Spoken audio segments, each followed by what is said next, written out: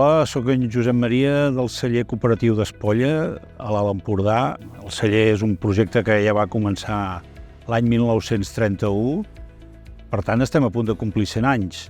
I avui en concret portem aquí el camí de Mollet, que és una garnatxa roja.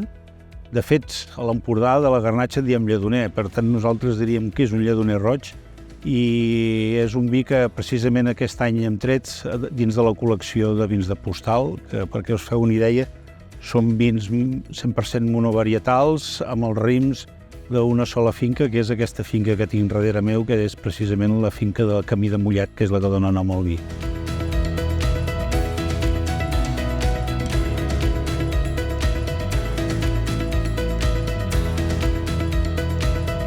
És un vi més untuós, no té aquella intensitat que poder tenen els vins acabats de fer de l'any, i el que aniria molt bé amb aquest vi seria entaular-se per fer una bona peixatada.